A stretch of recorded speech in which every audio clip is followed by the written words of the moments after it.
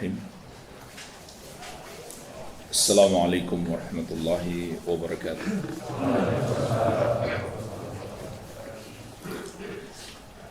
Alhamdulillahi rabbil alamin. Wa bihi nasta'inu ala umurid dunya waddin.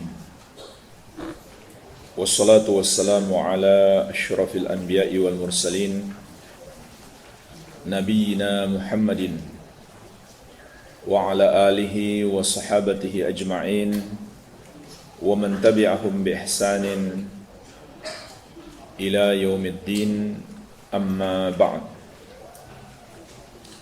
Fa ikhwani fid din wa akhwati fillah, kaum muslimin wal muslimat yang saya cintai dan saya muliakan, rahimani wa rahimakumullah. Semoga Allah Azza wa Jalla senantiasa mencurahkan rahmatnya kepada kita sekalian.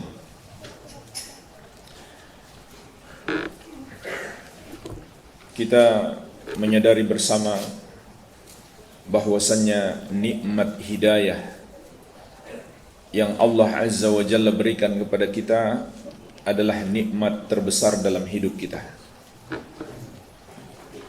Karena dengan nikmat inilah kita menjadi hamba-hamba yang mulia di sisi Allah Azza wa Jalla. Manusia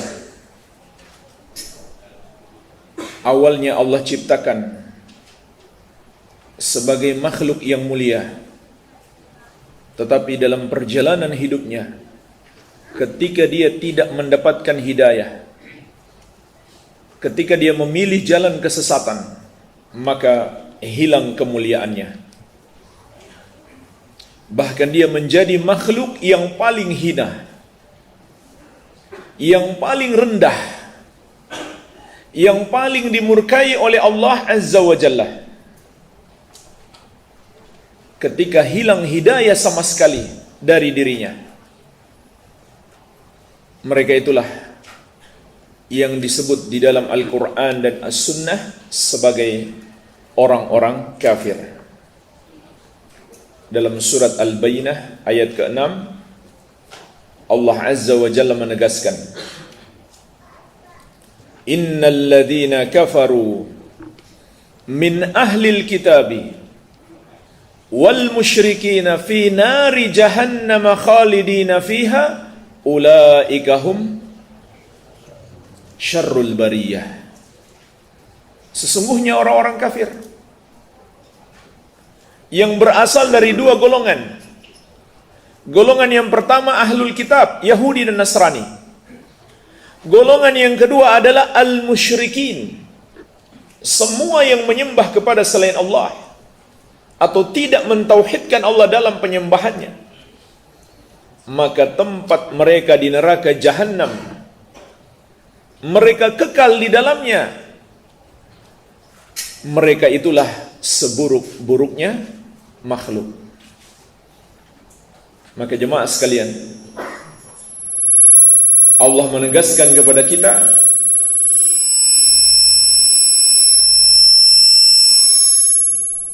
orang-orang yang tidak mendapatkan hidayah tersebut, yang memilih jalan kesesatan, adalah syarrul bariyah, seburuk-buruknya makhluk. Dan mereka itulah kelak yang akan merasakan dahsyatnya hari kiamat. Sebagaimana dalam hadis yang diriwayatkan Imam Ahmad dari Ibnu Mas'ud radhiyallahu anhu, Rasulullah sallallahu alaihi wasallam, inna min syirarin nas, beliau bersabda, inna min syirarin nas man tudrikuhumus sa'a wa hum ahya walladzina yattakhiduna al-qubura masajidah. Sesungguhnya di antara seburuk-buruknya manusia adalah dua golongan. Golongan yang pertama, orang-orang yang masih hidup ketika hari kiamat terjadi. Merekalah yang merasakan dahsyatnya hari kiamat. Sementara orang-orang yang beriman kepada Allah, semuanya telah Allah wafatkan. Allah wafatkan di akhir zaman semua orang-orang beriman dengan angin segar yang berhembus dari arah Yaman, yang akan melewati semua orang-orang beriman dan mewafatkan mereka. Maka yang tersisa di muka bumi yang merasakan dahsyatnya hari kiamat hanyalah orang-orang kafir. Mereka yang tidak mendapatkan hidayah sama sekali. Dan golongan yang kedua, termasuk seburuk-buruknya manusia, kata Nabi SAW, alladzina yattakhiduna al-qubura masajida, orang-orang yang menjadikan kuburan-kuburan sebagai tempat ibadah.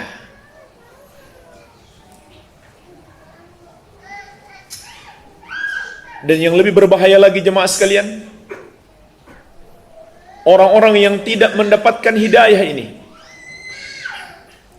maka Allah telah memastikan tempat mereka di neraka Jahannam. Mereka kekal di dalamnya untuk selama-lamanya. Dan ketika itu mereka berharap, andaikan mereka memiliki emas sepenuh bumi untuk menebus diri mereka dari api neraka. Mereka ingin keluar dari api neraka, walaupun harus membayar dengan emas sepenuh bumi. Tetapi Allah Azza wa Jalla menegaskan dalam surat Ali Imran ayat 91, innal ladzina kafaru wa matu wa hum kuffarun fala yuqbala min ahadihim mil'ul ardi dhahaban walau iftada bih. Sesungguhnya orang-orang kafir dan mati dalam keadaan kafir, maka tidak akan diterima dari mereka emas sepenuh bumi, walaupun mereka ingin menebus diri mereka dengan emas itu, agar supaya dibebaskan dari api neraka. Tetapi Allah tidak akan menerimanya, dan Allah tidak butuh dengan emas mereka. Ulaika lahum adzabun alimu wa ma lahum min nasirin. Mereka itulah yang akan mendapatkan azab yang pedih dan tidak ada yang bisa menolong mereka. Bahkan jemaah sekalian, andai emas itu 2 kali lipat sekalipun, sebagaimana Allah sebutkan di ayat yang lain, di surat Al-Maidah ayat ke-36, innal ladzina kafaru law anna lahum ma fil ardi jami'an wa mithlahu ma'ahu. Sesungguhnya orang-orang kafir, andai mereka memiliki semua kekayaan di muka bumi dan yang semisal dengan itu bersamanya, jadi 2 kali lipat kekayaan seluruh isi bumi, liyaftadu bihi min adzabi yaumil qiyamah ma tuqabbala minhum.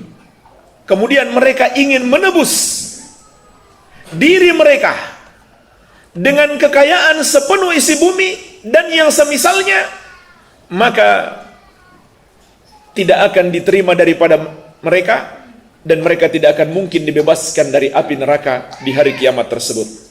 Walahum adzabun alim, dan bagi mereka azab yang pedih. Inilah jemaah sekalian, penyesalan yang tiada lagi berarti.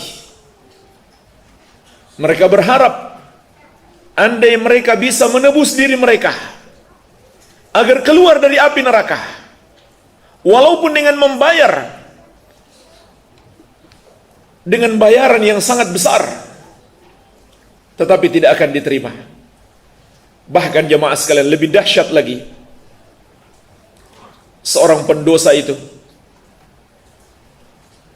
malah dia pingin orang-orang yang dia cintai, kalau perlu mereka dijadikan sebagai tebusan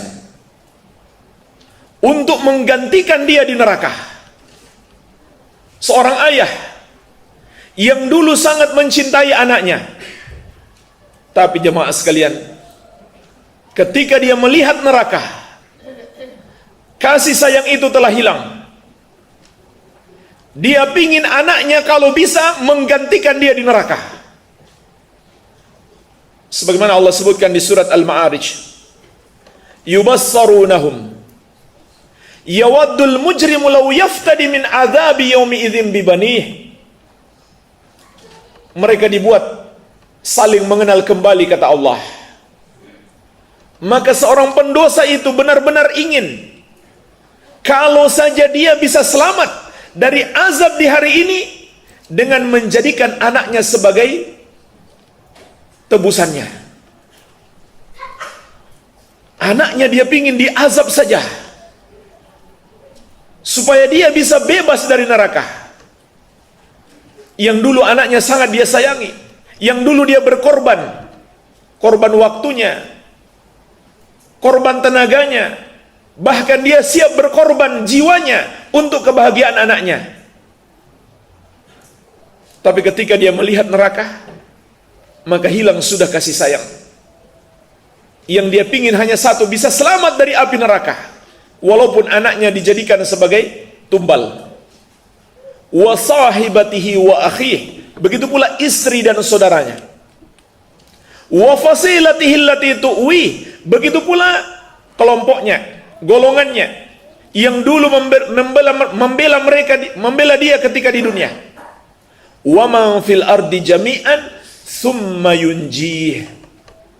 Bahkan kalau perlu, seluruh manusia di muka bumi ini, kalau bisa semuanya masuk neraka saja agar dia selamat. Inilah jemaah sekalian, gambaran rasa takut ketika manusia yang telah ditetapkan masuk neraka, kemudian dia telah melihat neraka itu. Terlebih lagi ketika dia telah masuk di dalamnya. Maka saat itulah kita baru menyadari betapa mahalnya nikmat hidayah. Jangan sampai terjadi seperti itu jemaah sekalian. Kita baru menyadari saat penyesalan itu sudah terlambat. Dan ketahuilah, para ulama salaf dahulu berkata, la adri ayya ni'mataini a'zam an hadani lil Islam wa alla yaj'alani haruriyah. Aku tidak tahu nikmat mana yang lebih besar. Allah berikan aku hidayah kepada Islam sehingga aku meninggalkan kekafiran, ataukah Allah tidak menjadikan aku pengikut golongan Khawarij? Jemaah sekalian, di akhir masa sahabat, di awal masa tabi'in, baru ada satu golongan sesat, namanya Khawarij. Inilah golongan ahlul bid'ah pertama sekali,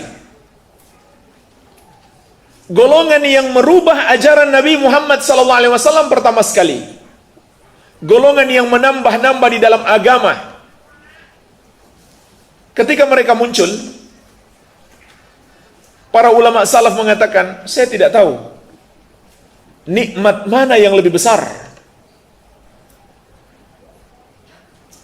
Allah berikan aku hidayah masuk Islam, atau Allah tidak menjadikan aku sebagai pengikut golongan sesat tersebut. Apa maksud ucapan ini jemaah sekalian? Artinya, keduanya ini, dua-duanya adalah nikmat yang besar. Nikmat kepada tauhid, nikmat hidayah kepada tauhid, meninggalkan kekafiran, dan nikmat hidayah kepada sunnah. Tidak terjerumus di dalam bid'ah, tidak ikut-ikutan golongan yang menyimpang walaupun mereka masih muslim. Jadi itu juga dianggap nikmat yang sangat besar oleh para ulama salaf dahulu. Kenapa jemaah sekalian? Karena sebagaimana nikmat tauhid menyelamatkan dari api neraka, begitu pula nikmat sunnah menyelamatkan dari api neraka. Dan sebagaimana kesyirikan menjerumuskan ke neraka, begitu pula perbuatan bid'ah di dalam agama. Penyelisihan kepada Rasulullah sallallahu alaihi wasallam juga mengancam manusia masuk neraka. Dari dalam hadis yang masyhur, hadis tentang perpecahan umat, Rasulullah sallallahu alaihi wasallam telah mengingatkan kita, "Wa sataftariqu ummati ala 73 firqah." Umatku akan terpecah menjadi 73 golongan. Kulluha finnar illa wahidah. Semuanya di neraka kecuali satu. Ma ana alaihi wa ashabi. Yang mengikuti aku dan para sahabatku. Maka sebagaimana syirik menjerumuskan manusia ke neraka, begitu pula penyelisihan terhadap sunnah Nabi sallallahu alaihi wasallam menjerumuskan manusia ke neraka. Karena Allah telah menetapkan jalan hidayah adalah dengan mengikuti petunjuk Nabi sallallahu alaihi wasallam.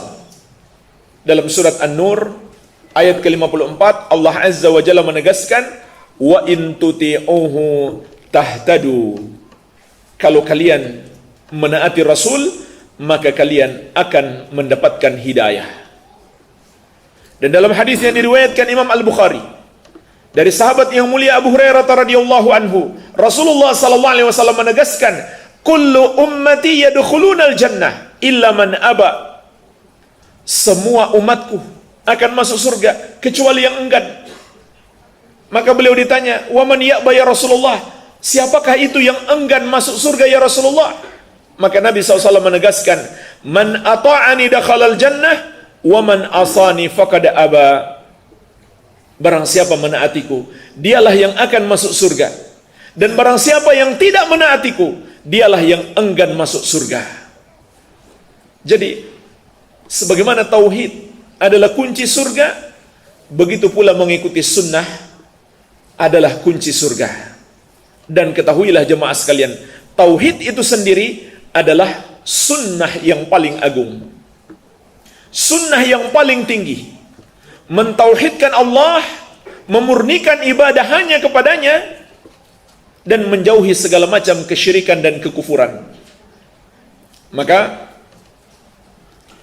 nikmat terbesar dalam hidup kita diberikan hidayah kepada tauhid dan hidayah kepada sunnah.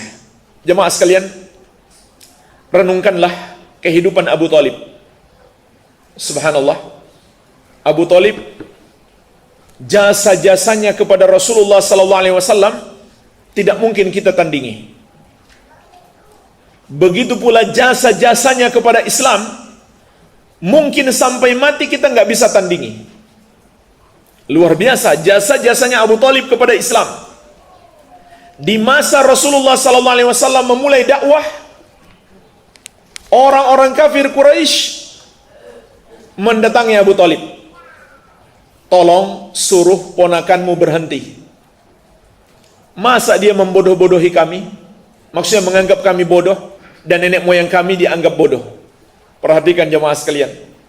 Apakah Nabi SAW mengatakan, "Wahai orang-orang kafir, kalian bodoh"? Tidak. Tapi beliau mengatakan kepada mereka, "Ucapkan la ilaha illallah." Tapi mengapa mereka mengatakan, dia menganggap kami bodoh, dia menganggap nenek moyang kami bodoh? Kenapa jemaah sekalian mereka mengatakan begitu? Karena mereka tahu arti la ilaha illallah. La ilaha illallah itu bermakna menyembah kepada selain Allah adalah kebodohan terbesar. Karena yang berhak disembah hanya Allah. Karena hanya Allah yang maha tinggi lagi maha besar. Sungguh bodoh menyembah yang rendah, menyembah yang kecil. Hanya Allah yang memberikan rezeki dan memberikan segala kenikmatan. Sungguh bodoh menyembah yang tidak bisa berikan apa-apa kepada kita, tidak bisa memberi manfaat. Ketika kita tidak menyembahnya, juga tidak bisa membahayakan kita. Jadi itulah pemahaman orang musyrik terhadap la ilaha illallah. Dan itulah sebabnya mengapa mereka marah besar. Jamaah sekalian, bukankah kita baca dalam sejarah Nabi SAW, beliau jauh sebelum diangkat menjadi nabi dan rasul adalah orang yang paling mereka cintai, dan mereka menggelari beliau dengan Al-Amin, orang yang paling amanah, yang paling terpercaya. Kalau mereka ada perselisihan, mereka minta beliau menjadi hakim, karena yakin orang ini sangat jujur, orang ini adil. Pokoknya tidak ada manusia yang paling mereka cintai melebihi Nabi Muhammad SAW. Tapi kenapa? Ketika beliau mulai mengatakan, ucapkan la ilaha illallah, ketika beliau mulai berdakwah, tiba-tiba beliau menjadi orang yang paling mereka benci, orang yang paling mereka musuhi. Mereka caci maki, mereka lempari dengan batu, lempari dengan kotoran. Ketika beliau sedang bersujud di depan Ka'bah, mereka lempari dengan kotoran. Dan sampai puncaknya mereka ingin membunuh beliau. Di malam beliau berhijrah, mereka sudah sepakat untuk membunuh beliau. Dan pada akhirnya Nabi SAW terusir dari kampung halaman. Jadi apa sebabnya jemaah sekalian? Kok tiba-tiba Nabi SAW menjadi orang yang paling mereka benci? Apakah karena mengajak mereka berakhlak mulia? Tentu bukan karena itu. Apakah karena mengajak mereka beriman Allah sang pencipta? Jawabannya juga bukan. Kenapa? Karena mereka sudah beriman Allah itu pencipta. Sebagaimana kata Allah, "Wala in sa'altahum man khalaqahum la yaqulunna Allah." Kalau kamu tanya kepada mereka, wahai Muhammad, siapa yang menciptakan mereka? Mereka jawab, Allah. Jadi bukan karena itu beliau dimusuhi. Apakah karena mengajak mereka menyembah Allah? Jawabannya juga tidak. Bukan karena itu beliau dimusuhi, karena mereka sebenarnya masih menyembah Allah juga. Lalu kenapa jemaah sekalian beliau dimusuhi? Apakah karena mengajak mereka menyembah hanya kepada Allah? Sudah setengah permusuhan mereka kalau sampai di situ. Apalagi yang membuat mereka lebih marah?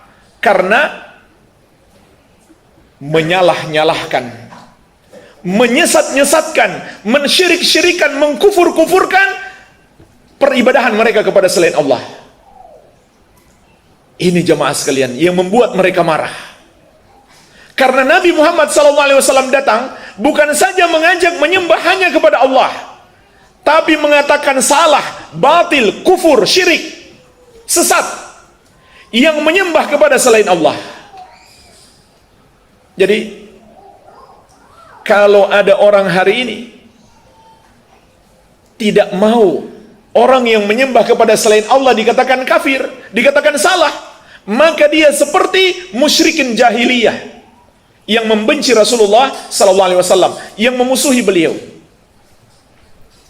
Maka Nabi SAW mengajarkan kepada kita keberanian. Yang salah katakan salah, yang kufur katakan kufur, yang muslim katakan muslim, yang mukmin katakan mukmin.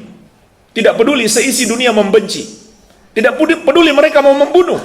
Nabi SAW katakan yang syirik itu syirik, yang sesat itu sesat. Itu namanya seorang muslim, itulah namanya keberanian. Dan itu namanya moderat, pertengahan. Pertengahan itu bukan semuanya dibenarkan, netral, nggak ada yang disalahkan, bukan itu. Islam mengajarkan kepada kita keberanian. Salah katakan salah, kufur katakan kufur, sesat katakan sesat. Dan itulah sebabnya Rasulullah SAW dibenci. Kurang apa akhlak beliau? Kurang apa kasih sayang beliau? Kurang apa sopannya tutur kata beliau? Tapi tetap saja dibenci. Karena berani mengatakan yang hak itu hak, yang salah itu salah. Nah jemaah sekalian, inilah yang membuat orang-orang musyrik, orang-orang kafir itu marah. Datanglah mereka kepada Abu Thalib, minta Abu Thalib menghentikan ponakannya untuk berdakwah. Abu Thalib pun memanggil Rasulullah SAW, minta beliau berhenti berdakwah. Tapi Nabi SAW menampakkan kesungguhan, saya tidak akan berhenti dakwah. Apa yang dilakukan Abu Thalib? Abu Thalib pun berjanji, saya pasti akan selalu membelamu. Subhanallah, ini luar biasa Abu Thalib.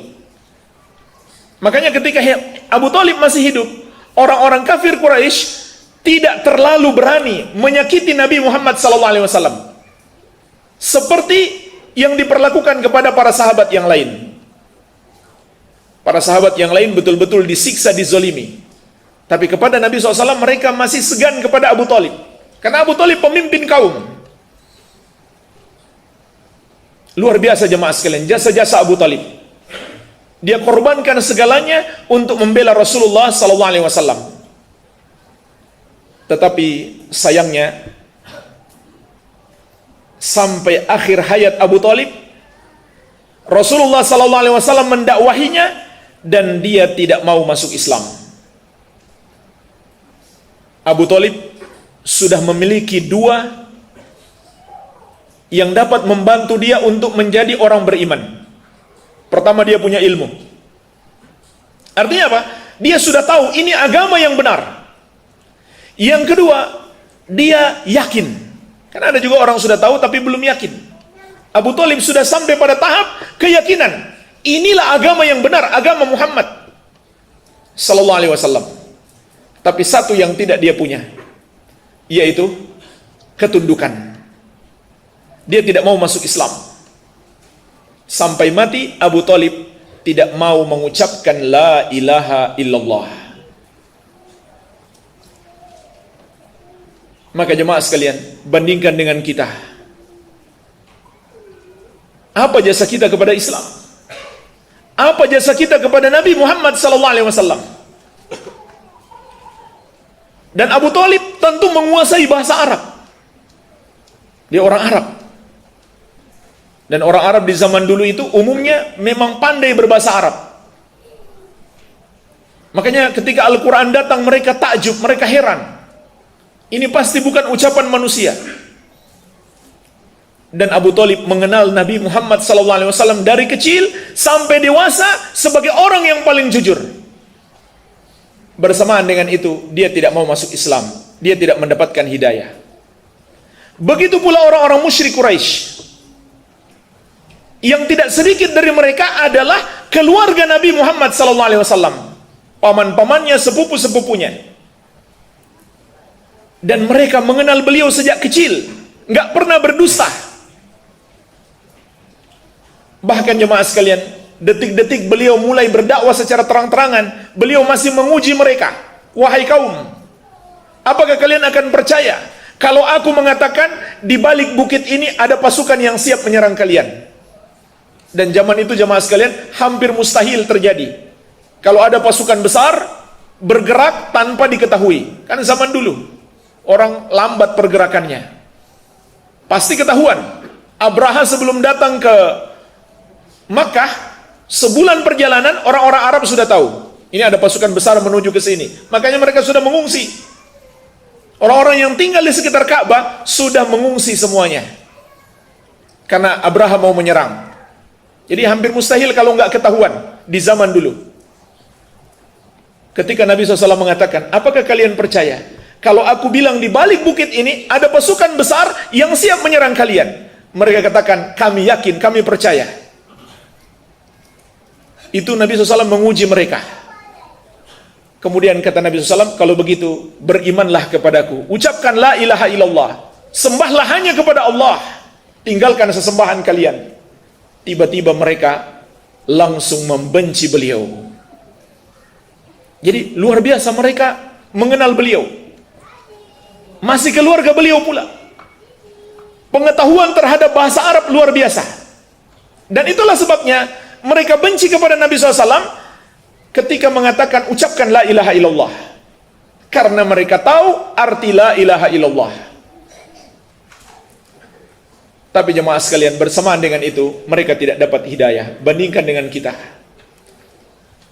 Mungkin kita di negeri yang sudah sangat jauh dengan negeri Rasulullah SAW. Kita hidup sangat jauh dari zaman beliau. Tidak pula terlalu paham bahasa beliau, bahasa Arab. Dan mungkin kebanyakan kita tidak ada hubungan darah, tidak ada hubungan nasab dengan Rasulullah SAW. Dan tidak ada jasa-jasa kita yang berarti. untuk beliau dan untuk Islam. Tapi bersamaan dengan itu, Allah memberikan hidayah kepada kita. Bukankah ini nikmat yang besar? Dan bandingkan pula dengan orang-orang Yahudi dan orang-orang Arab kota Madinah. Orang-orang Arab kota Madinah itu, Nabi SAW belum pernah datang berdakwah kepada mereka.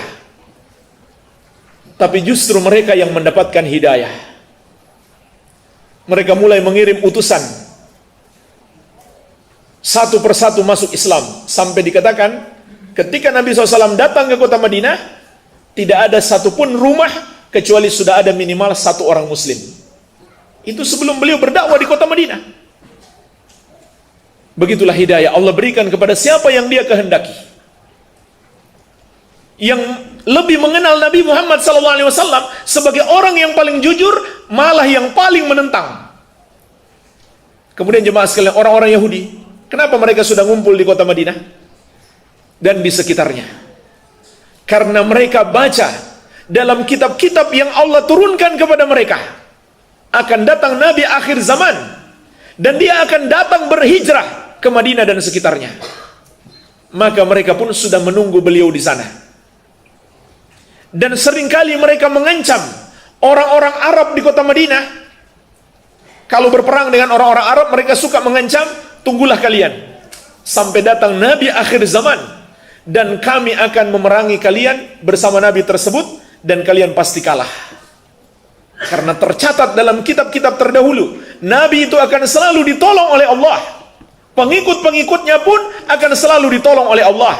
Maka orang Yahudi yakin, kalau datang nanti Nabi akhir zaman, kalian pasti kami kalahkan.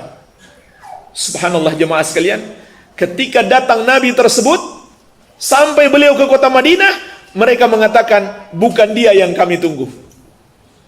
Padahal kata Allah, ya'rifunahu kama ya'rifuna abna'ahum. Mereka mengenal beliau. Inilah Nabi yang selama ini mereka sebut-sebut, yang mereka tunggu-tunggu, seperti mereka mengenal anak-anak mereka sendiri. Justru yang mengancam ini orang-orang Yahudi tidak mendapatkan hidayah, tapi yang diancam orang-orang Arab di kota Madinah malah yang mendapatkan hidayah. Subhanallah jemaah sekalian. Bukankah hidayah itu begitu mahal? Allah tidak berikan kepada siapa yang kita sukai, tapi Allah berikan kepada siapa yang dia kehendaki. Dan Nabi SAW sempat terpukul, sangat sedih karena Abu Thalib tidak mau masuk Islam. Maka sampai-sampai beliau minta izin kepada Allah, atau sudah punya tekad kuat untuk memohonkan ampun bagi Abu Thalib. Saking sedihnya Nabi SAW. Tetapi apa yang terjadi? Allah langsung turunkan ayat melarang beliau. Surat At-Taubah ayat 113. Allah menegaskan, "Ma kana lin-nabi walladzina amanu ayyastaghfiru lil musyrikin walau kanu uli qurba." Tidak boleh bagi seorang nabi dan orang-orang yang beriman untuk memohonkan ampun bagi orang-orang musyrik, walaupun kerabat-kerabat mereka yang terdekat. Kemudian Allah turunkan lagi ayat khusus mengingatkan Nabi Muhammad SAW untuk tidak terlalu bersedih karena Abu Thalib tidak mendapatkan hidayah. Surat Al-Qasas ayat ke-56. Allah Azza wa Jalla menegaskan, innaka la tahdi man ahbabtah. Sesungguhnya engkau wahai Muhammad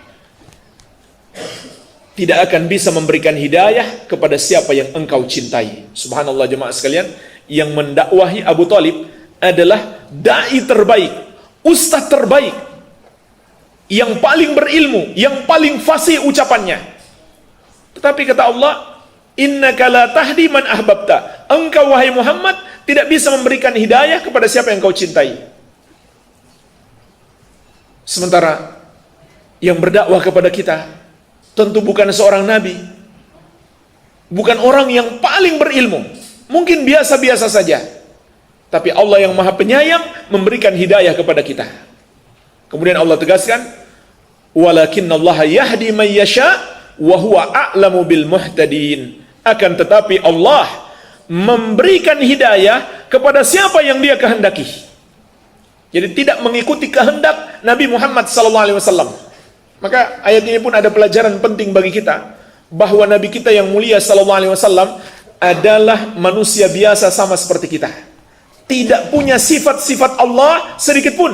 Tidak bisa mengatur Allah sedikit pun. Beliau ingin pamannya dapatkan hidayah, tapi Allah tidak ingin. Maka tidak mungkin mendapatkan hidayah.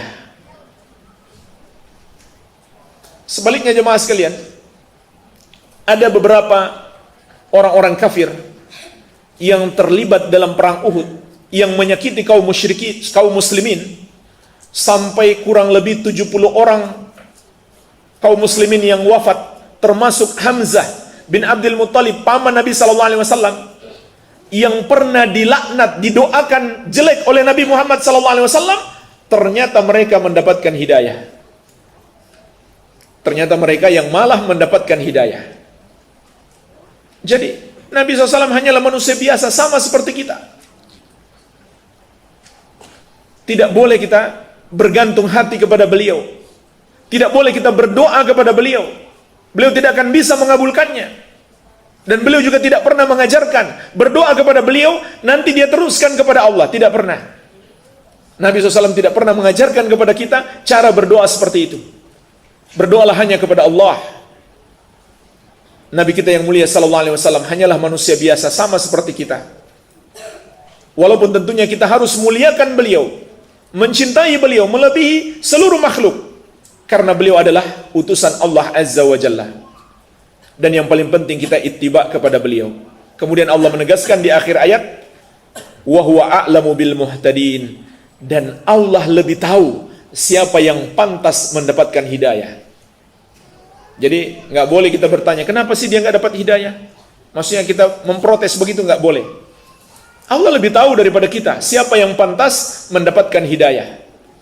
Maka jemaah sekalian, bersyukurlah atas nikmat hidayah yang sangat besar ini, yang tidak Allah berikan kepada seorang pun. Allah hanya berikan kepada siapa yang Dia kehendaki. Tapi jemaah sekalian, pertanyaannya, apakah hidayah ini akan terus bertahan dalam diri kita, tidak dicabut oleh Allah Azza wa Jalla? Karena faktanya sejak zaman Nabi SAW sudah ada orang yang mendapatkan hidayah kemudian dicabut lagi, walaupun jumlahnya sangat sedikit sekali. Di zaman Nabi SAW, seperti suaminya Ummu Habibah, menantunya Abu Sufyan, sudah dapat hidayah, termasuk yang pertama masuk Islam, kemudian berhijrah ke negeri Habasyah, berhijrah untuk menyelamatkan agama. Karena di kota Makkah mereka sudah tidak bisa mengamalkan agama, maka berhijrahlah ke Habasyah. Karena ketika itu belum ada negeri Islam, belum ada kota Madinah sebagai negeri Islam, maka sahabat pertama sekali berhijrah ke negeri Habasyah. Ternyata sampai di sana dia malah murtad, keluar dari Islam dan masuk Kristen, dan mati sampai mati murtad. Jadi jemaah sekalian, masalahnya kita tidak bisa menjamin apakah hidayah yang Allah berikan kepada kita tidak akan Allah cabut. Karena yang menentukan kita selamat atau tidak adalah akhir hayat kita. Apakah masih berada dalam hidayah atau sudah keluar dari hidayah? Yang menentukan adalah akhir hayat kita. Sebagaimana sabda Nabi SAW, innamal a'mal bi khawatimiha. Sesungguhnya amalan-amalan itu tergantung pada penutupannya. Inilah yang harus kita khawatirkan. Bagaimana akhir hayat kita? Bagaimana besok hari? Apakah kita masih berada di atas hidayah atau telah menyimpang dari jalan yang lurus? Oleh karena itu jemaah sekalian, agar hidayah ini tetap terjaga, kita tidak menyimpang, agar Allah tidak cabut nikmat hidayah ini, maka inilah yang akan kita bahas, 10 kunci mempertahankan hidayah. 10 kunci utama dalam mempertahankan hidayah.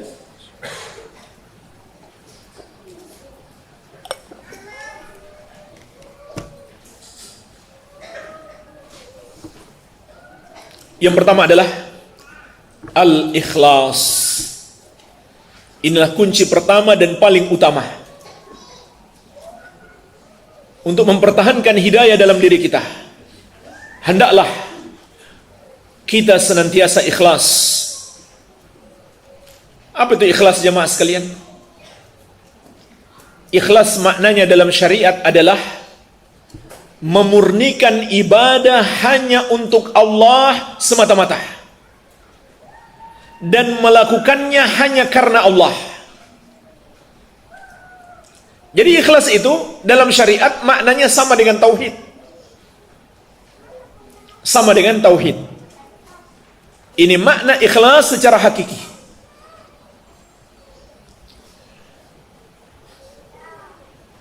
Kecuali kalau ikhlas itu disebutkan bersama dengan tauhid, maka maknanya menjadi beda. Tauhid menjadi pemurnian ibadah hanya untuk Allah semata-mata dan menjauhi syirik besar. Sedangkan ikhlas beribadah semata-mata karena Allah, diniatkan karena Allah, bukan karena selain Allah, bukan karena ingin pujian. Yang dijauhi adalah syirik kecil, yaitu riya. Ini kalau disebutkan bersamaan tauhid dan ikhlas, maknanya menjadi beda. Tapi kalau disebutkan terpisah, tauhid saja atau ikhlas saja mencakup dua-duanya. Sama dengan iman dan Islam. Iman dan Islam kalau disebutkan bersamaan, maknanya menjadi beda. Iman adalah amalan batin, keyakinan-keyakinan hati, sedangkan Islam adalah amalan zahir, amalan anggota tubuh. Tapi kalau disebutkan secara terpisah, iman saja atau Islam saja, maka mencakup kedua-duanya. Jadi kalau kita katakan dia orang beriman, berarti dia punya amalan batin, punya amalan zahir. Begitu pula kalau kita katakan dia adalah orang muslim, berarti dia juga orang beriman, punya amalan batin, punya amalan zahir. Sama juga dengan qada dan qadar, dan banyak babnya. Ingat saja kaidah, idza ijtama'a iftaraqa wa idza iftaraqa ijtama'a. Ada kata-kata dalam syariat, kalau dia disebutkan bersama, kalau mereka berdua berjumpa, maka mereka berdua berpisah. Kalau mereka berdua berpisah, maka mereka berdua berjumpa. Ingat kaidah ini. Tapi enggak mirip dengan keluarga atau bahkan suami istri. Kalau ketemu, berpisah. Kalau berpisah, bertemu. Kalau ketemu, berpisah. Kenapa? Masing-masing sibuk dengan HP-nya sendiri. Kalau berpisah, bertemu, saling menghubungi lewat HP. Ya. Hampir mirip lah. Jadi, ini makna tauhid dan ikhlas. Maka ikhlas yang dimaksudkan di sini adalah mentauhidkan Allah, memurnikan ibadah hanya untuknya, dan melakukan ibadah itu hanya karena Allah semata-mata, dan menjauhi dosa syirik, baik itu syirik besar maupun syirik kecil, riya. Ketahuilah jemaah sekalian, ini kunci utama mempertahankan hidayah. Bahkan setan mengakui dia tidak akan bisa menyesatkan orang yang ikhlas, karena setan mengetahui Allah akan melindungi dan menolong orang yang ikhlas. Sebagaimana Allah sebutkan tentang sumpah setan di surat Shad ayat 82-83. Qala fa bi'izzatika la ughwiyannahum ajma'in illa ibadaka minhumul mukhlasin. Setan bersumpah, demi kemuliaan-Mu wahai Rabbku, sungguh benar-benar aku akan menyesatkan mereka semuanya, kecuali hamba-Hambamu yang ikhlas. Subhanallah. Setan pun tahu dia tidak akan bisa menyesatkan orang-orang yang ikhlas, karena Allah melindungi mereka. Dan lihatlah bagaimana godaan dahsyat mengancam Nabi Yusuf alaihissalam. Beliau digoda untuk melakukan hubungan terlarang, oleh seorang wanita, dan wanita ini bukan wanita sembarangan, wanita cantik jelita, wanita yang punya kedudukan, dan wanita itu yang mengajak. Bukan hanya mengajak, dia pun memaksa dan mengancam. Pintu-pintu sudah dia kunci semuanya, jendela-jendela juga. Tidak ada lagi di ruangan itu kecuali mereka berdua. Nabi Yusuf alaihissalam dijebak dalam ruangan tersebut. Bukan beliau sengaja masuk ke situ, tidak. Beliau dijebak oleh wanita itu. Sampai jemaah sekalian, pada tingkatan walaqad hammat bihi wa hamma biha. Allah sebutkan di surat Yusuf ayat ke-24. Wanita itu telah berkeinginan kepada Yusuf, Yusuf pun demikian. Nabi Yusuf alaihissalam manusia biasa, dan beliau laki-laki normal, bukan LGBT. Anak muda yang syahwatnya lagi bergejolak, nggak ada istri. Sampai kata Allah, beliau pun sudah berkeinginan. Laula ar-ra'a burhana rabbih. Hampir saja beliau terjerumus kalaulah beliau tidak melihat tanda dari Rabb-Nya. Allah berikan pertolongan. Di saat-saat genting seperti itu, Allah berikan pertolongan. Maka selamatlah beliau. Kemudian jemaah sekalian, perhatikanlah lanjutan ayat, apa sebab keselamatan beliau. Kata Allah, kadzalika linasrifa anhu su'a wal fahsya'a innahu min ibadinal mukhlasin. Demikianlah kami selamatkan Yusuf dari perbuatan buruk dan keji tersebut, karena dia termasuk hamba-hamba kami yang ikhlas.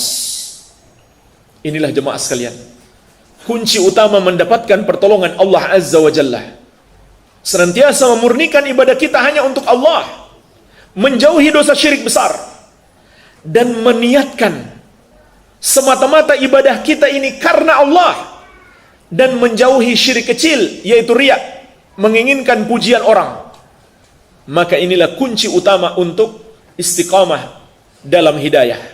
Karena kita bisa istiqamah kan kalau Allah menolong kita. Maka inilah kunci utama mendapatkan pertolongan Allah. Melakukan kewajiban terbesar dalam hidup kita, yaitu mentauhidkan Allah dan menjauhi dosa kesyirikan. Kemudian yang kedua, agar kita tetap bertahan di atas hidayah, istiqamah sampai kematian menjemput kita, adalah berpegang teguh dengan sunnah Nabi Muhammad sallallahu alaihi wasallam. Karena Allah telah menetapkan, dengan mengamalkan dan meneladani sunnah Nabi sallallahu alaihi wasallam, maka Allah akan menganugerahkan kepada kita cinta dan ampunannya. Surat Ali Imran ayat ke-31. Qul in kuntum tuhibbunallaha fattabi'uni yuhibbukumullah wa yaghfir lakum dzunubakum wallahu ghafurur rahim. Katakan wahai Muhammad, sampaikan kepada umatmu, kalau kalian benar cinta kepada Allah, ikutilah aku, yaitu ikuti Rasulullah sallallahu alaihi wasallam, barulah Allah akan mencintaimu dan mengampuni dosa-dosamu. Dan Allah Maha Pengampun lagi Maha Penyayang. Subhanallah. Bukan hanya cinta Allah, tapi dosa-dosa kita pun diampuni. Dan jemaah sekalian, apa yang akan kita dapatkan kalau Allah sudah mencintai kita? Maka dalam hadis qudsi diriwayatkan Al-Bukhari dari Abu Hurairah radhiyallahu anhu, Allah Azza wa Jalla berfirman, Rasulullah sallallahu alaihi wasallam bersabda, Allah Azza wa Jalla berfirman, Man adali waliyan faqad adzantuhu bil harb. Barang siapa memusuhi waliku, artinya orang yang aku cintai, maka aku umumkan perang terhadapnya. Jadi kalau Allah sudah mencintai seseorang, maka Allah akan membela dia. Kemudian perhatikanlah lanjutan hadis. Allah menyebutkan dua jalan menggapai cinta Allah. Yang pertama, wa ma taqarraba ilayya 'abdi bi syai'in ahabba ilayya mimma aftaradtu alaihi. Dan tidaklah hambaku mendekatkan diri kepadaku dengan amalan yang lebih aku cintai daripada yang aku wajibkan atasnya. Kemudian yang kedua, wala yazalu 'abdi yataqarrabu ilayya bin nawafil hatta uhibbahu. Dan tidak henti-hentinya seorang hamba mendekatkan diri kepadaku dengan amalan-amalan sunnah sampai aku pun semakin mencintainya. Jadi jemaah sekalian, berdasarkan hadis ini, orang yang dicintai oleh Allah ada dua tingkatan. Tingkatan yang pertama, yang mengamalkan yang wajib dan yang sunnah. Tingkatan yang kedua, yang mengamalkan yang wajib saja. Kalau yang wajib saja tidak diamalkan, maka dia bukan termasuk orang yang Allah cintai lagi. Kemudian jemaah sekalian, perhatikanlah lanjutan hadis, anugerah yang Allah akan berikan kalau seseorang itu sudah dicintai oleh Allah. Fa idza ahbabtuhu fakuntu sam'ahu alladhi yasma'u bihi. Apabila aku telah mencintainya, maka akulah pendengarannya yang dia gunakan untuk mendengar. Wa basarahu alladhi yubsiru bihi, dan penglihatannya yang dia gunakan untuk melihat. Wa yadahu allati yabtishu biha, dan tangannya yang dia gunakan untuk memegang. Wa rijlahu allati yamshi biha, dan kakinya yang dia gunakan untuk melangkah. Apa maksud hadis ini? Maksudnya adalah, kata para ulama, Allah akan menjaga, melindungi pendengarannya, penglihatannya, tangannya dan kakinya dari perbuatan dosa. Jadi Allah jadikan orang itu istiqamah karena dia sudah dicintai oleh Allah. Kemudian di akhir hadis kata Allah, wala in sa'alani la u'tiyannahu wala in ista'adzani la u'idzannahu. Kalau dia minta sesuatu kepadaku, pasti aku kabulkan. Kalau dia minta perlindungan, pasti aku lindungi. Jadi jemaah sekalian, inilah yang akan kita dapatkan kalau Allah telah mencintai kita. Maka jalan untuk mendapatkan cinta Allah adalah dengan meneladani Rasulullah sallallahu alaihi wasallam, yaitu dengan mengamalkan yang wajib dan yang sunnah sesuai petunjuk Nabi Muhammad sallallahu alaihi wasallam. Maka ini kunci mendapatkan hidayah. Kemudian yang ketiga, berpegang teguh dengan manhajus salaf, agar kita tidak tersesat, agar kita terus-menerus mendapatkan hidayah. Maka dalam memahami Islam, dalam memahami Al-Quran, dalam memahami hadis Nabi SAW, tidak ada jalan lain agar kita tidak tersesat kecuali mengikuti jalan generasi salaf. Siapa itu generasi salaf? Rasulullah SAW dan para sahabat beliau radhiyallahu taala anhum ajmain, dan dua generasi berikutnya yang mengikuti mereka dengan baik, yaitu tabi'in dan tabi'ut tabi'in. Karena Nabi SAW telah memberikan rekomendasi khusus dalam hadis yang masyhur, khairun nasi qarni thumma alladhina yalunahum thumma alladhina yalunahum. Sebaik-baiknya manusia adalah generasiku, kemudian generasi setelah mereka, kemudian generasi setelah mereka lagi. Tiga generasi inilah yang disebut dengan generasi salaf. Terutama tentunya para sahabat, dan yang lebih utama lagi al-muhajirin wal ansar. Allah telah menetapkan keridhaan untuk mereka dan yang mengikuti jalan mereka. Artinya kalau kita tidak mengikuti jalan mereka, kita tidak akan mendapatkan keridhaan. Surat At-Taubah ayat ke-100. Was-sabiqunal awwaluna minal muhajirin wal ansar walladzina tabauhum bi ihsan radhiyallahu anhum wa radu'an wa a'adda lahum jannatin tajri tahtaha al-anhar khalidina fiha abada dzalikal fawzul azim. Dan orang-orang yang pertama masuk Islam dari kalangan al-muhajirin dan al-ansar, sahabat-sahabat muhajirin dan ansar, dan orang-orang yang mengikuti mereka dengan baik, maka Allah ridho kepada mereka dan mereka pun ridho kepada Allah. Dan Allah telah menyiapkan untuk mereka surga-surga yang mengalir di bawahnya sungai-sungai, mereka kekal di dalamnya selama-lamanya. Itulah kemenangan yang besar. Jemaah sekalian, perhatikanlah ayat yang mulia ini. Kata Allah, ada dua golongan yang Allah ridhoi. Ada dua golongan yang Allah ridhoi dan Allah sudah siapkan untuk mereka surga.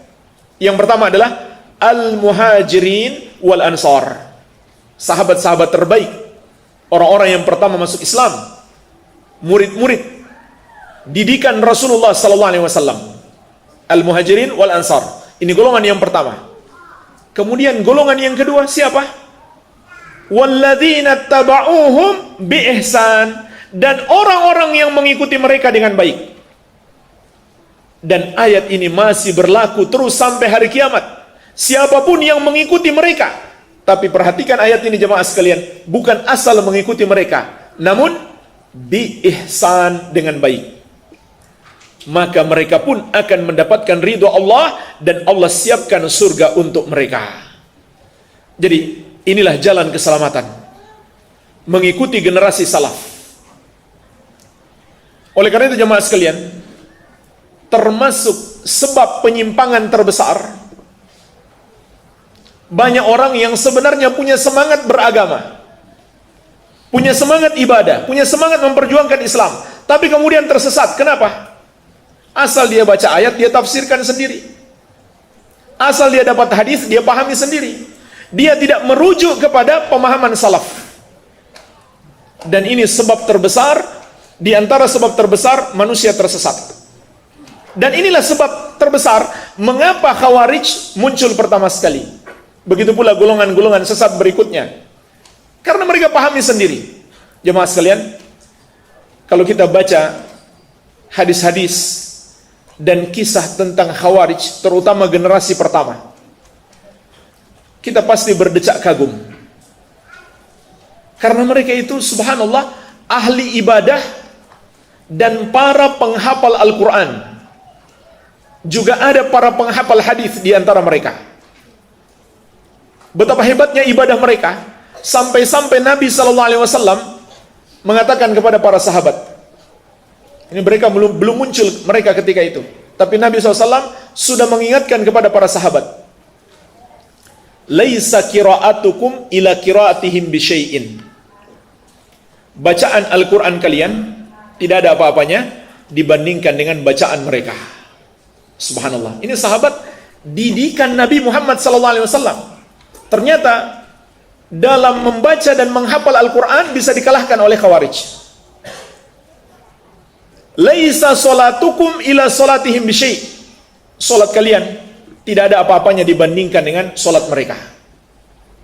Wa laisa siyamukum ila siyamihim bisyai'. Dan puasa kalian tidak ada apa-apanya dibandingkan dengan puasa mereka. Tapi jemaah sekalian, maksudnya ini adalah dari segi kuantitas. Khawarij bisa mengalahkan sahabat. Sahabat hebat sekali ibadahnya. Dari segi kuantitas juga sangat banyak. Tapi ternyata bisa dikalahkan Khawarij. Adapun dari segi kualitas, nggak mungkin mengalahkan sahabat. Nggak mungkin. Karena kualitas itu jemaah sekalian tidak melihat pada jumlah saja, tapi melihat kepada amalan hati. Jadi betapa hebatnya Khawarij bisa mengalahkan sahabat dari segi kuantitas, tapi dari segi kualitas nggak ada apa-apanya mereka. Tidak ada apa-apanya dibandingkan sahabat. Namun kita bisa petik pelajaran di sini. Walaupun ibadah mereka begitu hebat, tapi jemaah sekalian, Nabi SAW bersabda tentang mereka. Dan ini juga sebuah hadis yang harusnya kita renungkan betapa besarnya hidayah sunnah. Nabi SAW bersabda tentang Khawarij yang ahli ibadah ini takut sekali berbuat maksiat. Makanya mereka mengatakan orang berbuat maksiat itu kafir.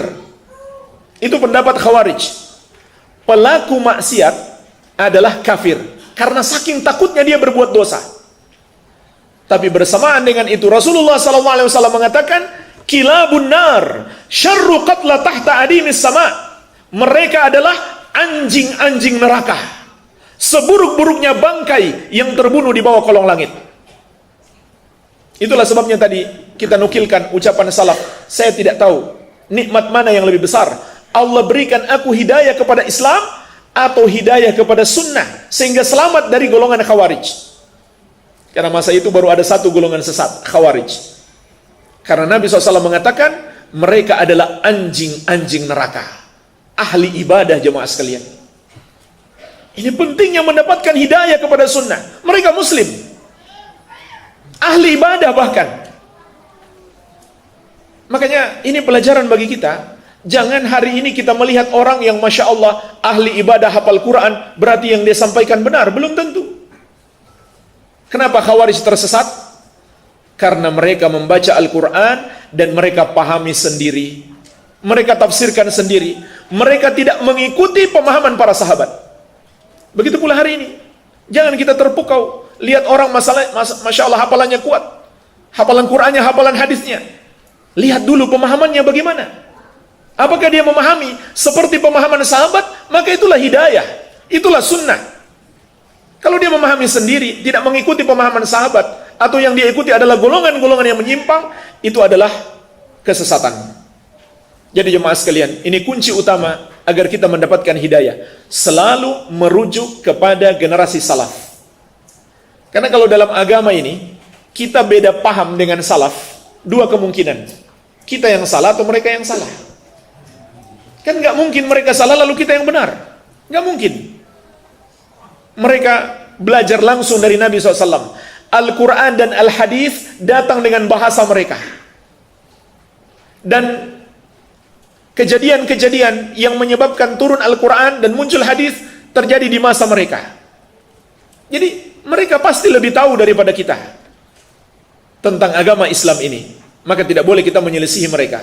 Makanya jemaah sekalian, Imam Syafi'i rahimahullah beliau pernah berkata, di dalam sebuah permasalahan, apabila sahabat Nabi Muhammad SAW sudah sepakat, maka aku ambil kesepakatan mereka. Tapi kalau mereka berbeda pendapat, dan sahabat itu tidak berbeda pendapat, kecuali dalam masalah-masalah fikih, adapun dalam masalah akidah, pada umumnya, mayoritasnya mereka tidak berbeda pendapat. Walaupun ada sedikit perbedaan, tapi secara umum dan secara asal mereka tidak berbeda pendapat. Mereka berbeda pendapat hanya dalam masalah-masalah fikih. Sama dengan imam yang empat, Abu Hanifah, Malik, Syafi'i dan Ahmad. Secara umum, secara asal, mereka tidak berbeda pendapat dalam akidah dan manhaj. Tapi dalam masalah fikih, banyak sekali perbedaan pendapat mereka. Nah, kata Imam Syafi'i rahimahullah, kalau sahabat sudah sepakat, maka aku ikuti kesepakatan mereka. Tapi kalau seandainya sahabat beda pendapat, aku akan teliti mana yang lebih dekat kepada Al-Quran dan Sunnah, itu yang aku ikuti, dan aku tidak mungkin membuat pendapat yang ketiga. Imam Syafi'i yakin salah. Kalau sahabat beda pendapat, ada dua pendapat, kemudian beliau buat pendapat yang ketiga, beliau yakin itu pasti salah. Pasti kebenaran itu nggak akan keluar dari pendapatnya para sahabat. Salah satu dari pendapat sahabat apabila mereka berbeda pendapat. Jadi ini prinsip beragama yang diajarkan para ulama ahlus sunnah. Maka inilah kunci hidayah. Yang keempat jemaah sekalian,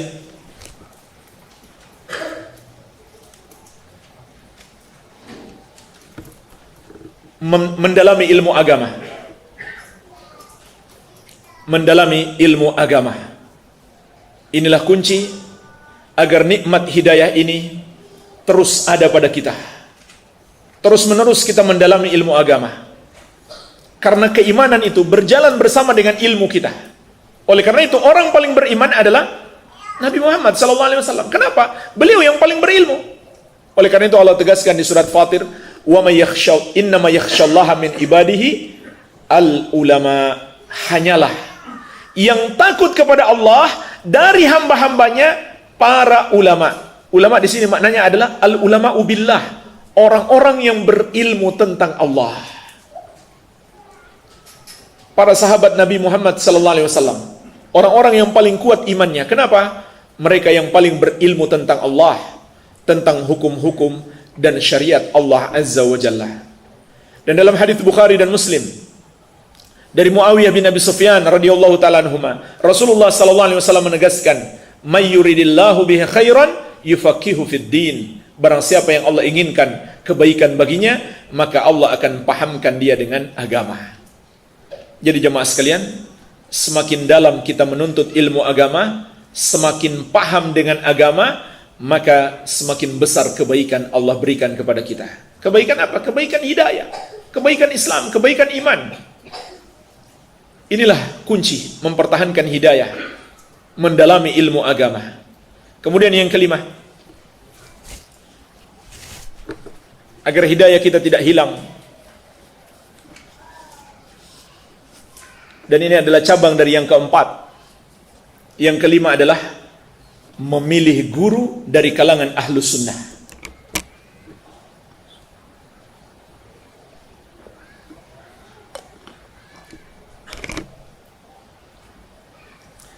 Kalau kita pingin tauhid kita akan tetap ada, jangan memilih guru dari kalangan ahlul kufur. Kalau kita pingin sunnah dalam diri kita tetap ada, jangan memilih guru dari selain ahlus sunnah. Ada orang-orang yang mengaku muslim, dianggap sebagai guru, tapi dari kalangan ahlul kufur sebenarnya. Siapa mereka itu? Contohnya kalangan liberal. Banyak sekali kekufuran mereka. Ya, kalau kita ingin hilang tauhid kita, silakan berguru kepada mereka. Begitu pula, agar tidak hilang sunnah dalam diri kita, maka jangan berguru kecuali kepada ahlus sunnah. Dan ini ajaran Islam. Untuk memilih guru, kita cari dari kalangan ahlus sunnati wal jamaah. Allah dan Rasulnya melarang kita berguru kepada orang-orang yang menyimpang.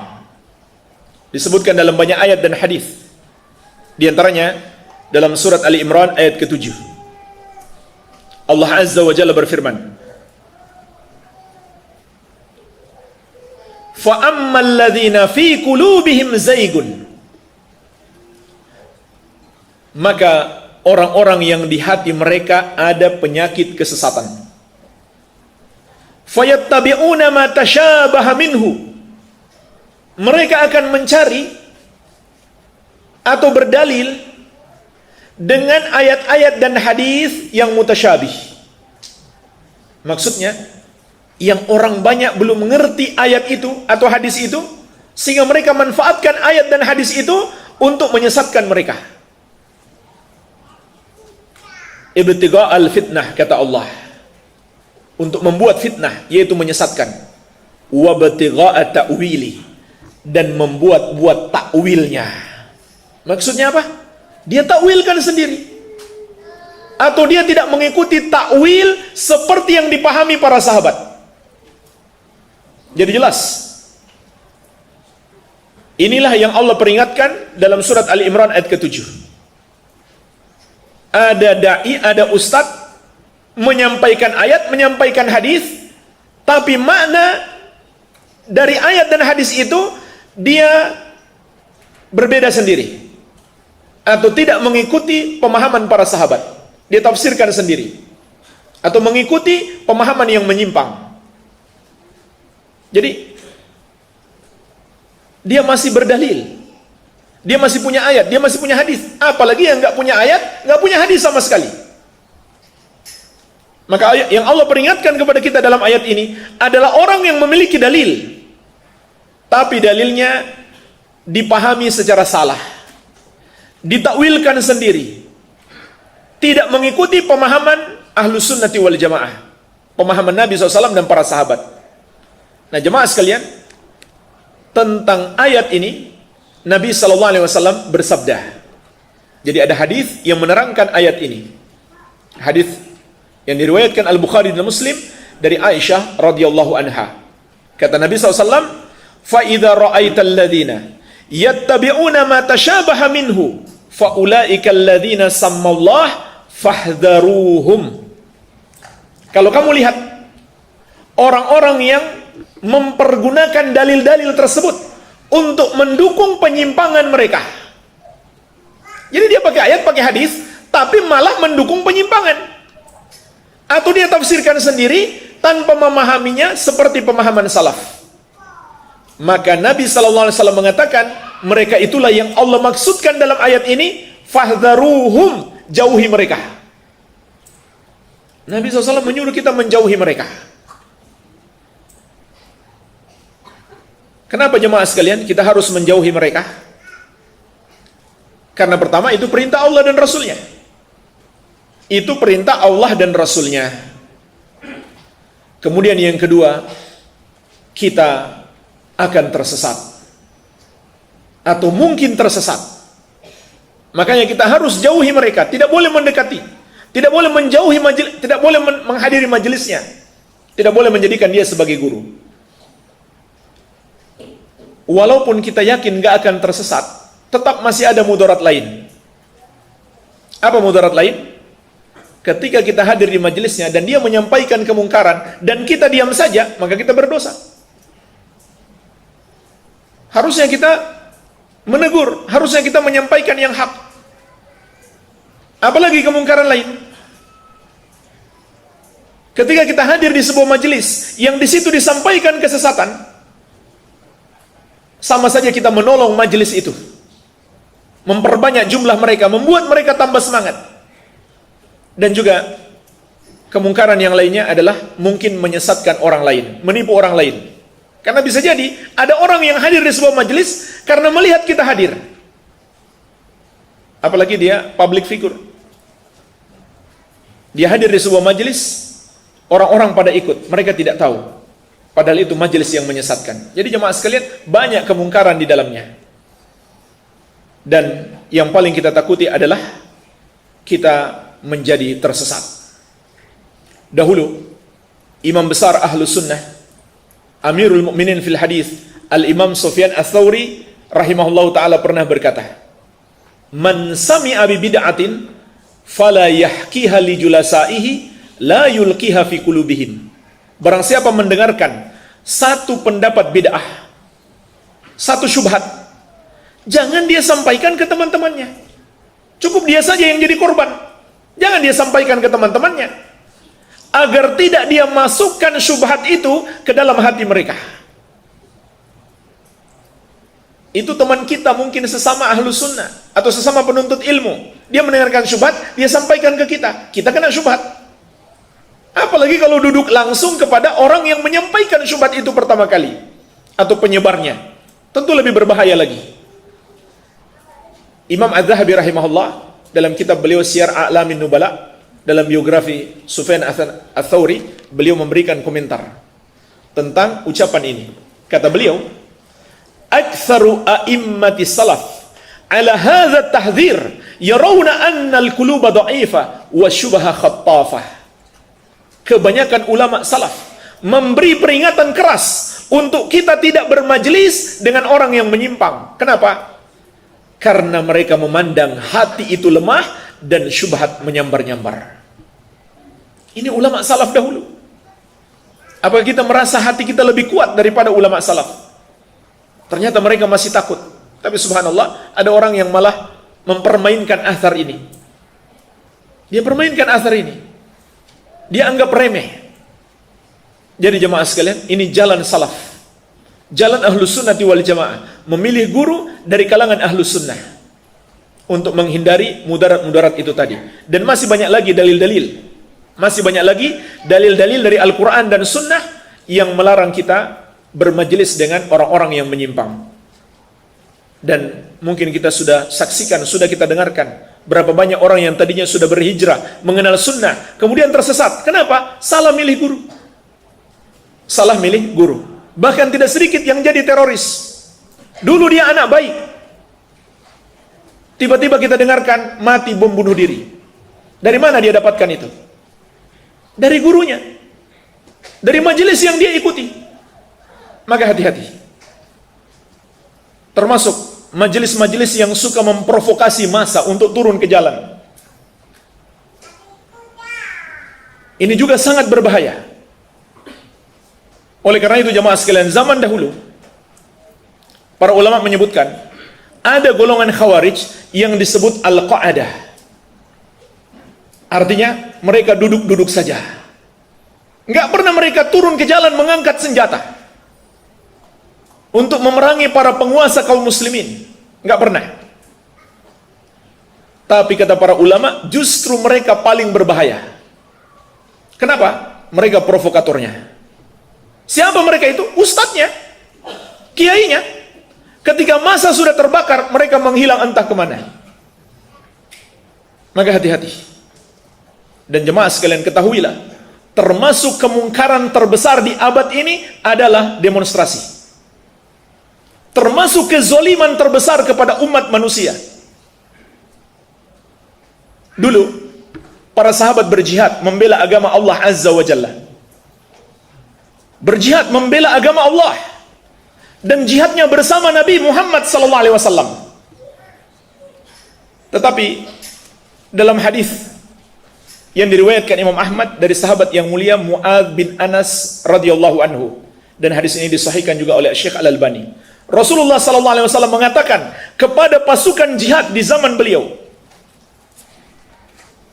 "Man dayyaqa manzilan aw qata'a tariqan fala jihada lahu." Barang siapa menyempitkan perumahan atau menyempitkan satu rumah atau memutus jalan atau membuat orang sulit lewat, maka tidak ada jihad baginya. Maksudnya apa? Pahala jihadnya hilang gara-gara menzolimi orang. Perhatikan jemaah sekalian, ini berjihad membela agama Allah Azza wa Jalla, dan bukan sembarang jihad.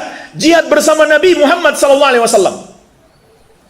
Tapi kalau berbuat zalim kepada warga sepanjang jalan yang dilewati, maka pahala jihadnya bisa hilang. Walaupun hanya menyempitkan satu perumahan atau memutus satu jalan, membuat orang sulit lewat. Sekarang bandingkan dengan demonstrasi hari ini. Sudah bukan jihad, tapi tasyabbuh, menyerupai orang kafir. Memangnya dari mana demonstrasi ini didapatkan? Dari orang kafir kan?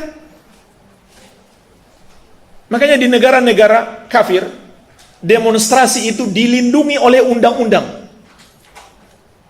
Memang asalnya dari mereka. Ini tasyabbuh, menyerupai mereka. Sudah menyerupai mereka, masih menzolimi orang. Bukan satu rumah yang disempitkan. Puluhan rumah, ratusan perumahan. Bahkan fasilitas-fasilitas umum, rumah sakit, sekolah-sekolah, kantor-kantor pemerintah, pusat-pusat ekonomi masyarakat diblokir oleh mereka, dipersulit geraknya.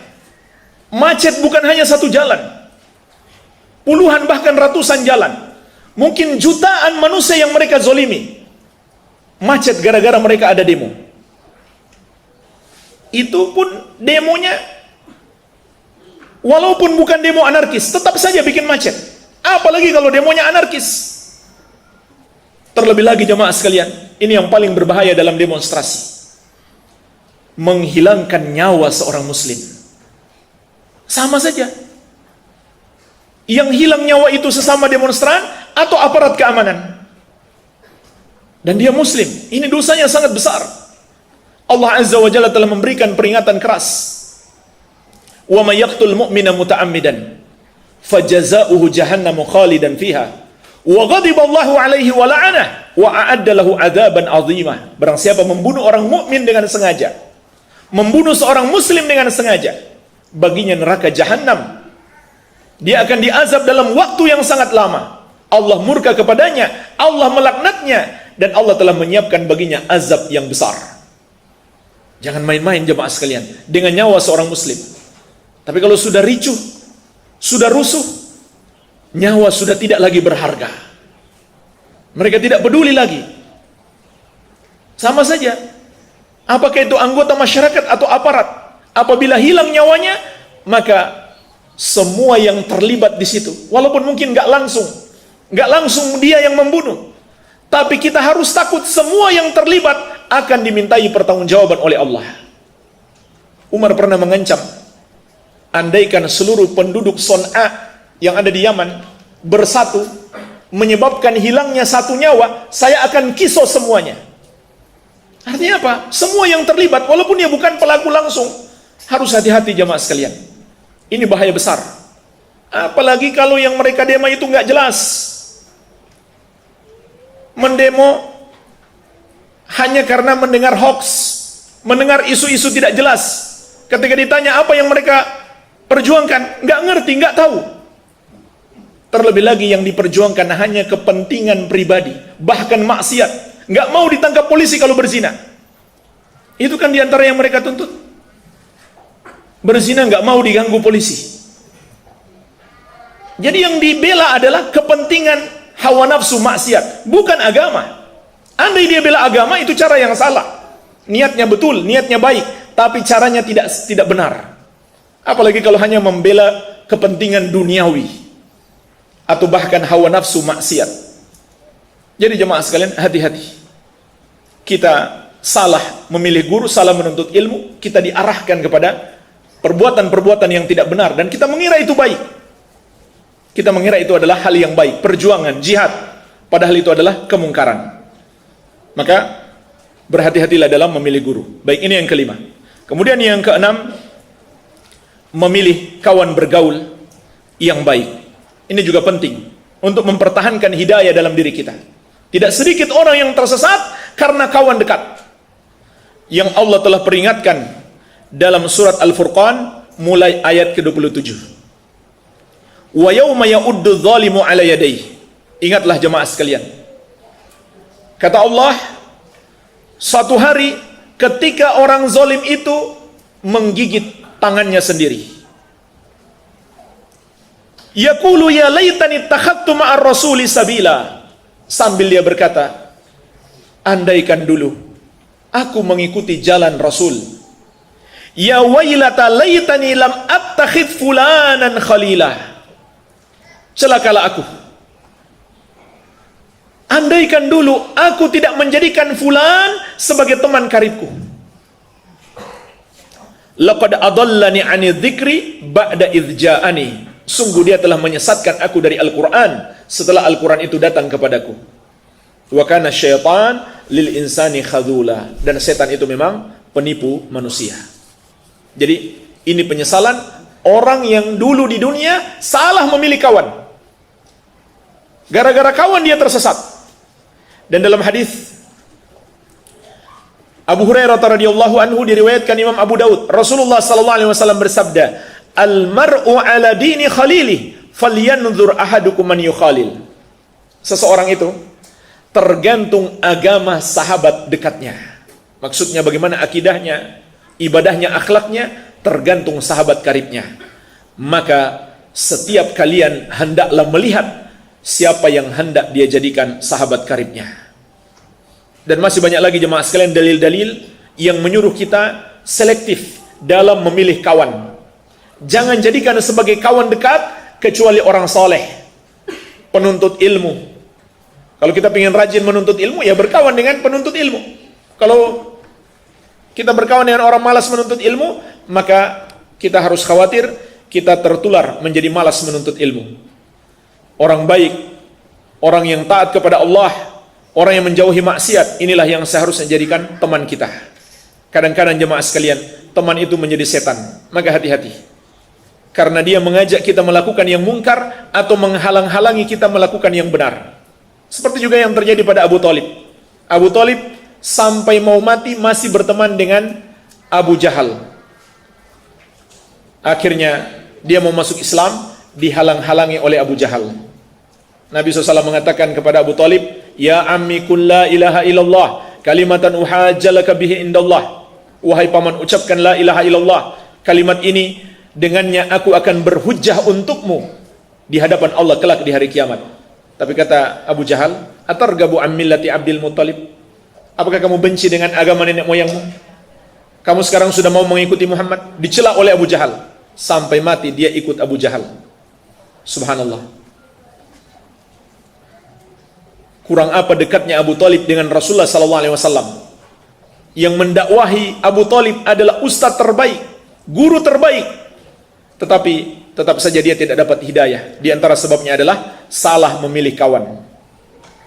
Kemudian yang ketujuh, untuk mempertahankan hidayah, hendaklah kita selalu sabar dan berjuang di jalan Allah, bersungguh-sungguh di jalan Allah. Karena pasti akan ada berbagai macam ujian dan cobaan. Sebagaimana Allah ingatkan dalam surat Al-Ankabut ayat kedua. Ahasiban nasu ayyutraku ayyakulu amanna wahum la yuftanun. Apakah manusia mengira mereka akan dibiarkan saja mengatakan kami sudah beriman, padahal mereka belum diuji? Maka kita akan diuji jemaah sekalian. Butuh kesabaran dan perjuangan. Walaqad fatanna alladziina min qablihim fala ya'lamanna Allahu alladziina shadaqu wa la ya'lamanna al-kadzibin. Sungguh kata Allah, kami telah menguji orang-orang sebelum mereka, maka akhirnya diketahui siapa yang jujur, siapa yang benar dalam keimanan, dan siapa yang dusta.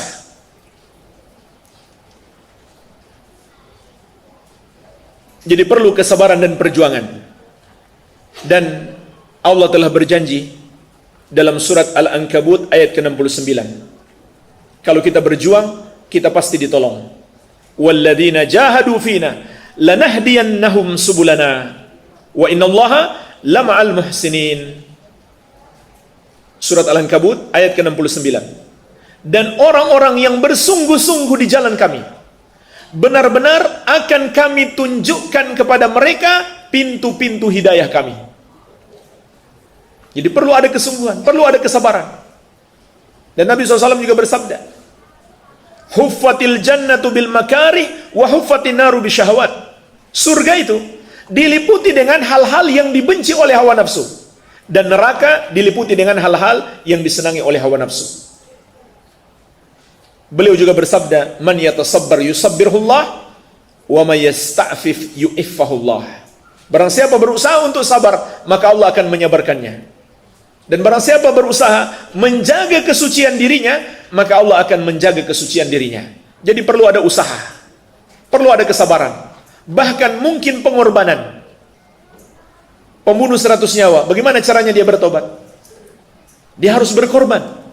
Dia bukan hanya hijrah tobat, dia harus hijrah pergi meninggalkan kampung halamannya, supaya dia bisa bertobat kepada Allah Azza wa Jalla.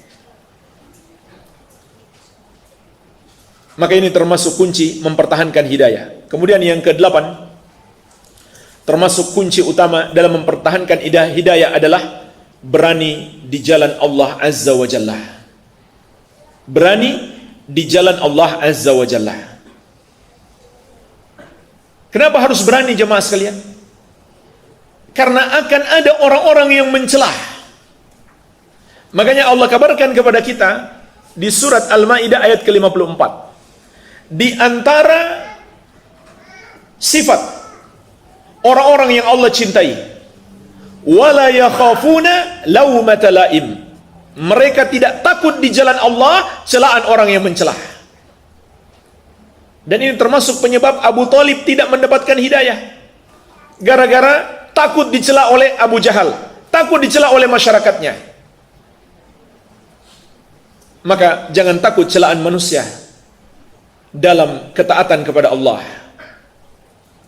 Karena jemaah sekalian, kita mencari keridhaan Allah, bukan ridho manusia. Tidak peduli seisi dunia mencela, membenci kita, asalkan Allah ridho, maka kita akan selamat. Walaupun seisi dunia memuji kita, mengangkat kita, tapi Allah murka kepada kita, kita nggak mungkin selamat. Jadi sebagaimana kita tidak mengejar ridho manusia, maka jangan pula kita takut celaan manusia.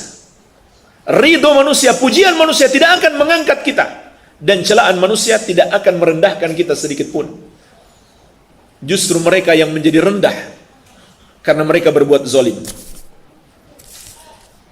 Termasuk keberanian yang diperlukan di sini adalah keberanian dalam menyelisihi orang banyak. Tidak takut beda. Walaupun jemaah sekalian perlu saya ingatkan di sini, termasuk syariat Islam, termasuk ajaran syariat adalah tidak berbeda dengan masyarakat, kecuali apabila itu haram. Para ulama Ahlus Sunnah mengatakan, termasuk ajaran syariat Islam, jangan tampil beda dengan masyarakat. Jangan berbeda, kecuali dalam hal dosa, kita harus berbeda. Dan itulah sebabnya, kata Syekh Ibnu Utsaimin rahimahullah, mengapa Rasulullah SAW pakaiannya gamis. Kata beliau, itu bukan sunnah. Sunnahnya adalah mengikuti kebiasaan masyarakat. Jadi sunnahnya dari sisi itu yang kita ikuti kepada Nabi SAW. Mengapa Nabi SAW pakai gamis? Karena itu adalah pakaian masyarakat beliau. Pakai jubah. Jadi sunnahnya bukan dari sisi jenis pakaiannya, tapi dari sisi tujuan Nabi SAW memakainya, yaitu mengikuti kebiasaan masyarakatnya. Jadi itu sunnah justru. Jangan kita tampil beda dengan masyarakat kita.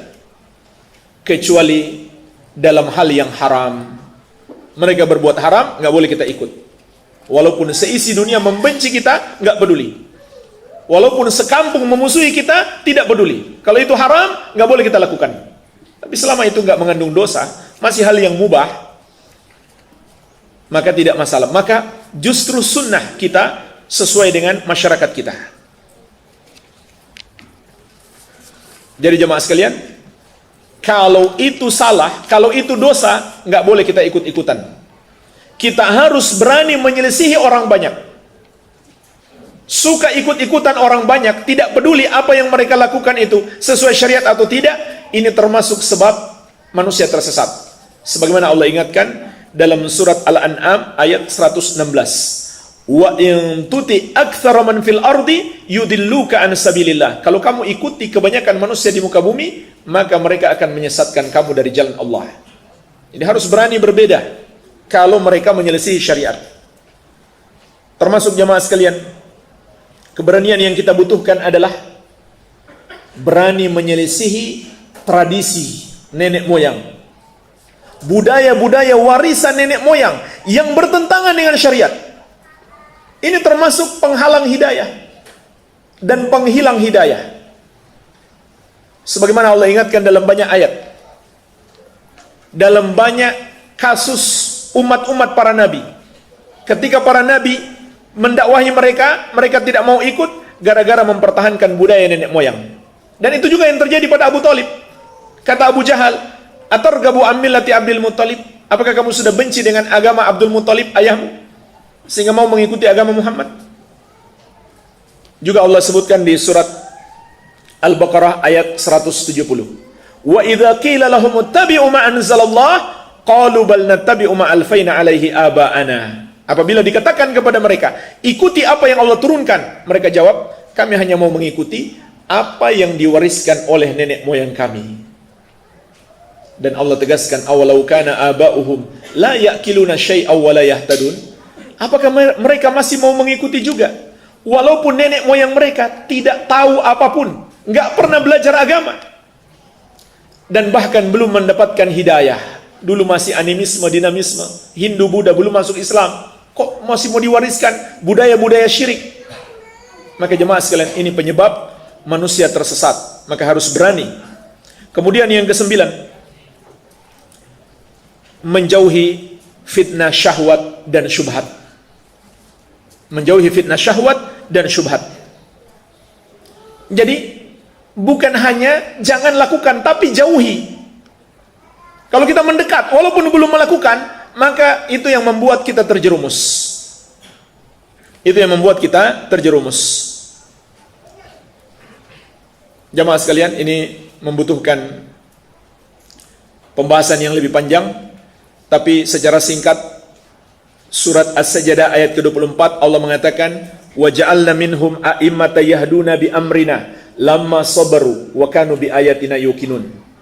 Kami jadikan di antara manusia itu ada para pemimpin, maksudnya orang-orang yang memiliki derajat yang tinggi, yang memberi petunjuk dengan perintah dari kami. Perhatikan jemaah sekalian ayat ini, As-Sajdah ayat ke-24. Kata Allah, kami tinggikan derajat mereka. Kenapa? Ketika mereka bersabar, karena mereka bersabar dan mereka yakin terhadap ayat-ayat kami. Jadi sabar dan yakin. Kenapa harus sabar dan yakin?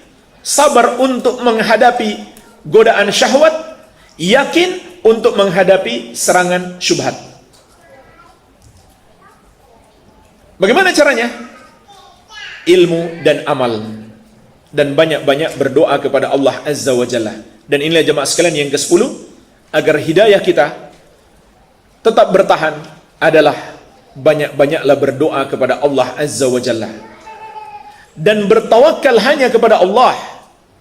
Jadi bagaimana nasib kita besok? Apakah masih dalam hidayah atau tidak? Gantungkan hati kita kepada Allah, serahkan kepada Allah, dan banyak-banyak berdoa. Karena tidak ada yang memampukan kita untuk beramal, untuk menuntut ilmu dan mengamalkannya kecuali Allah.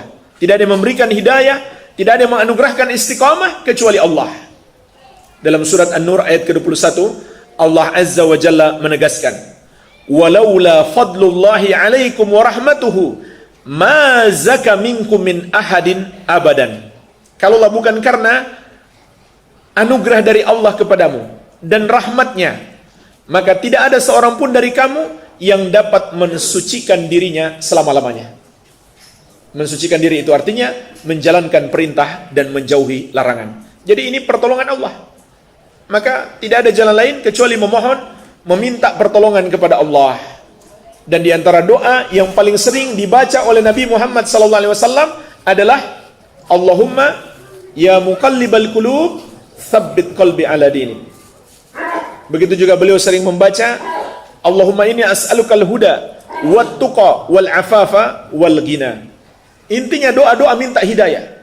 Bukankah Nabi SAW sudah mendapatkan hidayah? Kenapa beliau masih terus minta hidayah? Karena itu bermakna bukan sekedar minta hidayah, tapi istiqamah dan tambahan hidayah. Subhanallah.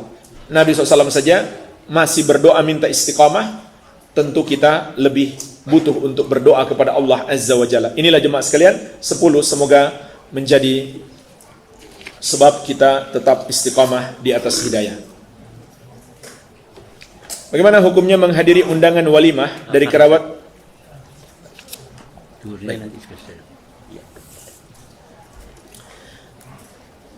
Bagaimana hukumnya menghadiri undangan walimah dari kerabat yang kafir, ahli kitab? Sebenarnya pada asalnya walimah itu perkara dunia. Bermuamalah dengan orang kafir dalam perkara dunia selama tidak melanggar syariat itu boleh. Hanya masalahnya umumnya walimah-walimah mereka pasti melanggar syariat. Ya seperti diadakan di gereja dan hadir pendetanya ngasih tausiah. Ya kan? Dia akan memuji Tuhan selain Allah. Dia akan menyembah kepada Tuhan selain Allah, sehingga tidak patut kita hadir di situ. Tambah lagi dengan maksiat-maksiat yang lain, mungkin campur baur laki-laki perempuan, musik-musik, mungkin juga khamar. Iya. Jadi ini yang membuat tidak boleh. Bukan masalah dia kafir sehingga kita terlarang hadir di walimahnya, tidak. Itu perkara duniawi boleh. Kecuali kalau dia bikin acara keagamaannya, itu nggak boleh sama sekali. Sepakat ulama, tidak ada perbedaan pendapat, haram hukumnya seorang muslim hadir di perayaan keagamaan, agama lain, atau sekedar mengucapkan selamat. Itu tidak ada perbedaan pendapat ulama, semuanya sepakat, haram hukumnya. Bagaimana cara membedakan ustadz sunnah atau bukan, sedangkan kami baru menuntut ilmu dan kurang ilmu? Maka yang pertama, hendaklah kita lebih menuntut ilmu, terutama ilmu tentang akidah ahlus sunnah dan prinsip-prinsip dalam manhaj ahlus sunnah. Karena dengan itulah kita menilai. Sebagai contoh jemaah sekalian, kita pelajari bagaimana akidah ahlus sunnah tentang takdir Allah Azza wa Jalla. Dengan mudah, kalau kita search di YouTube, tapi jangan search ya. Ada ustadz viral tentang takdir Allah saja dia masih menyimpang. Ini rukun iman loh. Dia masih nggak ngerti tentang rukun Allah, rukun iman, beriman kepada takdir Allah. Kalau kita mempelajari pemahaman ahlus sunnah dalam takdir Allah, semua ini adalah ketetapan Allah, takdir Allah. Tidak ada satupun yang keluar dari takdir Allah. Seorang ustadz terkenal mengatakan, kalau ajal, jodoh, rezeki itu takdir Allah. Tapi kita mau taat atau enggak, itu bukan takdir Allah. Nanti sudah kita lakukan, baru jadi takdir Allah. Dan ini juga akidah Hizbut Tahrir. Akidahnya Taqiyuddin An-Nabhani, pendiri Hizbut Tahrir. Ini contoh, kalau kita sudah tahu akidah yang menyimpang, maka kita pun tahu, oh ini menyimpang berarti. Jadi ini perlu kita mendalami prinsip-prinsip ahlus sunnah wal jamaah. Seperti contoh lain yang kita singgung tadi, masalah hubungan masyarakat dengan pemerintah. Kalau kita tahu konsep ahlus sunnah, maka kita pun paham, ini orang yang menyimpang dari jalan ahlus sunnah. Baik, ini yang pertama. Yang kedua adalah fas'alu ahla dzikri in kuntum la ta'lamun. Bertanyalah kepada orang yang mengetahui kalau kamu tidak tahu. Kalau alhamdulillah kita sudah kenal, misalkan di tempat kita sini ada Ustadz Ahlus Sunnah, ya mungkin seperti Ustadz Mubarak Bamu'alim, tanya kepada beliau, Ustadz bagaimana dengan Ustadz Fulan? Barangkali beliau kenal. Sebagaimana dulu para ulama bertanya kepada Imam Ahmad, wahai Imam, bagaimana pendapatmu tentang si Fulan? Kalau Imam Ahmad mengenal dia sebagai Ahlus Sunnah, maka dia akan dipuji. Dan subhanallah jemaah sekalian, pernah Imam Ahmad memuji dan menyuruh kaum muslimin belajar kepada seorang ulama Ahlus Sunnah, padahal ulama itu mencela Imam Ahmad. Jadi begitu para ulama merekomendasi orang bukan karena dia membela kita atau mencela kita, tidak, tapi karena manhaj dia. Walaupun dia membela kita, memuji kita, tapi dia menyimpang, kita nggak boleh merekomendasi dia sebagai guru. Itulah jemaah sekalian manhaj Ahlus Sunnah. Itu keadilan, tapi itu berat, nggak mudah. Banyak yang tidak bisa mengamalkan. Jadi itu cara yang kedua. Dan yang paling penting adalah berdoa kepada Allah Azza wa Jalla. Minta tolong kepada Allah supaya dipertemukan dengan para guru-guru yang baik akidahnya, yang mengarahkan ke jalan yang lurus. Itu yang paling penting.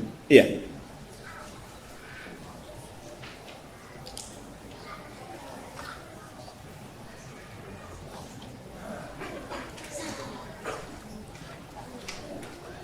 Apa yang terjadi pada saudara-saudara muslim kita di Wamena, Papua, yang dibakar hidup-hidup, dibantai oleh kaum kafir, termasuk mati syahid, dan apa ciri jihad yang benar dan salah?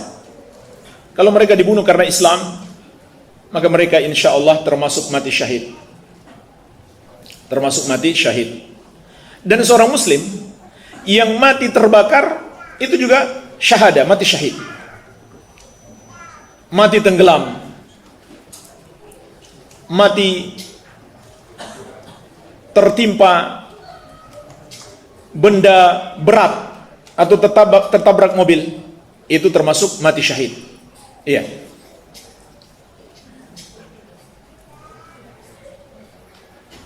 Bagaimana cara jihad yang benar dan yang salah? Ya, jihad yang benar harus dengan izin pemerintah.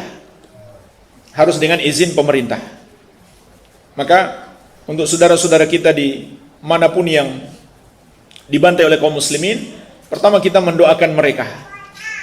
Yang kedua, kita memberikan masukan-masukan yang baik kepada pemerintah untuk membela mereka yang terzolimi. Dan saya kira pemerintah kita sudah berusaha. Bahkan pemerintah juga jadi korban kan. Aparat-aparat juga tidak sedikit yang dibunuh oleh para pemberontak tersebut. Dan apabila kita diminta untuk membantu, maka kita harus siap. Nabi SAW mengatakan, wa idastunfirtum fanfiru. Kalau kamu diperintahkan oleh pemerintah untuk berjihad, maka berangkatlah kalian. Hadis ini juga bermakna yang berhak memerintah berjihad adalah pemerintah. Kecuali kita sifatnya membela diri. Jadi ada orang datang menyerang, kita wajib membela diri. Nabi SAW pernah ditanya, ya Rasulullah, bagaimana pendapatmu kalau ada orang yang ingin merampas hartaku? Ini belum nyawa loh, baru harta. Kata Nabi SAW, la tu'tihi malak, jangan kamu berikan hartamu. Ya Rasulullah, bagaimana kalau dia memerangi aku? Kata Nabi SAW, qatilhu, lawan dia. Ya Rasulullah, bagaimana kalau aku membunuhnya? Kata Nabi SAW, tempatnya di neraka. Bagaimana kalau aku yang terbunuh? Engkau mati syahid. Jadi, ini juga termasuk yang terjadi pada saudara-saudara kita di sana. Mati membela harta dan diri mereka. Maka termasuk mati syahid. Jadi itu beda. Kalau kita mungkin yang berada di sana dan kita diserang, wajib kita mempertahankan diri. Wajib kita berjihad. Karena nggak mungkin menunggu pemerintah. Tapi kalau kita dari luar dan mau menyerang ke sana, harus dengan izin pemerintah. Nabi SAW bersabda, wal imamu junnah yuqatal min waraihi. Pemimpin itu adalah perisai. Peperangan harus dilakukan di belakangnya. Iya.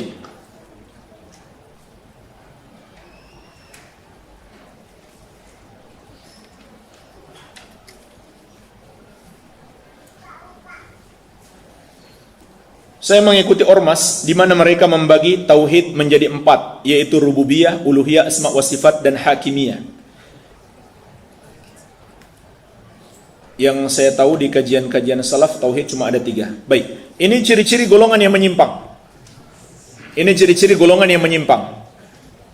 Dan ada di dalam fatwa-fatwa Lajnah Daimah yang diketuai oleh Syekh bin Bas rahimahullah dulu, yang mengingkari pembagian ini. Jemaah sekalian, tauhid hakimiyah itu artinya melaksanakan hukum Allah Azza wa Jalla. Dan itu bagian dari uluhiyah. Bagian dari ibadah. Melaksanakan hukum Allah itu kan ibadah. Jadi dia sudah masuk dalam tauhid uluhiyah. Kenapa mereka buat pembagian tersendiri? Karena ada tujuan di balik itu. Tujuannya apa? Untuk mengkafirkan pemerintah yang tidak berhukum dengan hukum syariat. Itu tujuannya. Dan memfokuskan perjuangan mereka untuk mendirikan negara yang bisa menegakkan hukum syariat. Jadi di sini 2 kesalahan mereka. Yang pertama, mengkafirkan pemerintah yang tidak berhukum dengan syariat. Ini termasuk kesalahan besar. Karena dalam manhaj ahlus sunnah, orang yang tidak berhukum dengan syariat pada dasarnya adalah kufur asghar, kufur kecil, belum sampai pada kufur besar. Pertanyaannya, dari mana kita ketahui ini? Lagi-lagi kembali kepada poin yang ketiga tadi yang kita bahas, pemahaman sahabat.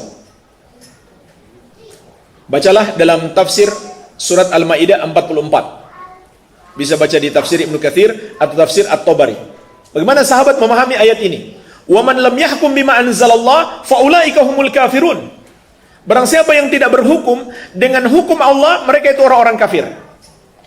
Maka sahabat mengatakan maksud ayat ini adalah kufrun duna kufrin, kufur kecil. Kenapa sahabat menafsirkan begitu jamaah sekalian? Karena mereka lebih tahu ayat ini turun dan maknanya. Sahabat juga menjelaskan ayat ini turun bukan menjelaskan tentang umat Islam, tapi orang-orang Yahudi dan kaum musyrikin Arab yang berhukum kepada para dukun.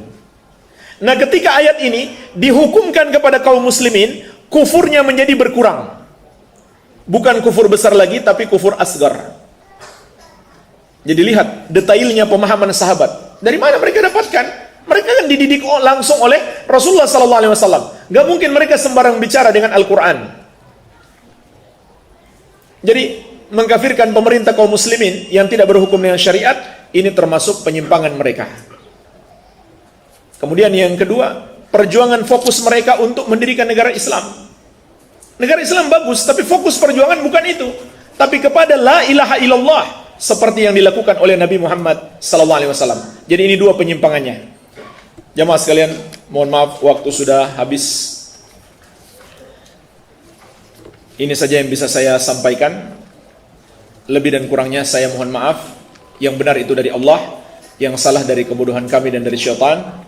Kita mohon ampunan kepada Allah. Subhanakallahumma bihamdik, asyhadu an la ilaha illa anta, astaghfiruka wa atubu ilaik. Wa sallallahu ala nabiyyina Muhammadin wa alihi wasallam.